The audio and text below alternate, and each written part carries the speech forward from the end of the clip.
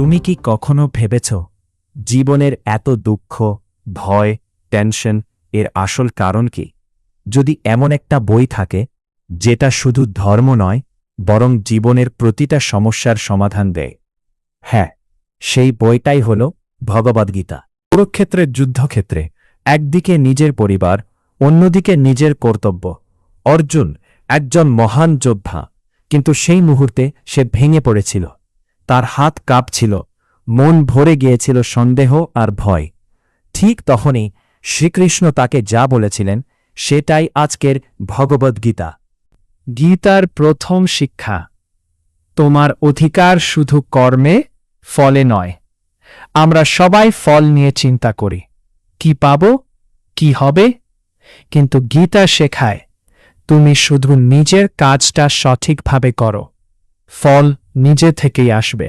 দ্বিতীয় শিক্ষা, আত্মা কখনো মরে না। শরীর বদলায়, কিন্তু আত্মা চিরন্তন। যেমন তুমি পুরনো কাপড় ছেড়ে নতুন কাপড় পরো, ঠিক তেমনই আত্মা এক শরীর ছেড়ে আরেক শরীরে যায়। তাই মৃত্যু শেষ নয়, এটা শুধু একটা পরিবর্তন। তৃতীয় শিক্ষা, নিজের ভয়কে জয় করো। অর্জুন যুদ্ধ করতে ভয় পাচ্ছিল, কিন্তু কৃষ্ণ তাকে বললেন, যদি তুমি নিজের কর্তব্য থেকে পালাও তাহলে তুমি নিজের সত্যিকার সত্তা হারাবে। আজকের দিনে আমরাও কি ঠিক তাই করছি না?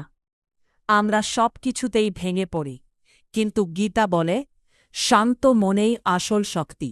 যে নিজের মনকে নিয়ন্ত্রণ করতে পারে সে পুরো পৃথিবীকে জয় করতে পারে।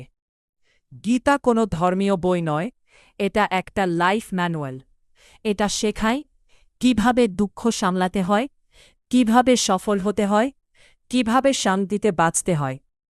যদি তুমি জীবনে সত্যিকারের শান্তি আর শক্তি চাও তাহলে আজ থেকেই গীতা পড়া শুরু করো, কারণ এই একটা বই তোমার পুরো জীবন বদলে দিতে পারে। জয় শ্রীকৃষ্ণ। ভিডিওটা ভালো লাগলে লাইক, শেয়ার আর সাবস্ক্রাইব করতে ভুলবে না।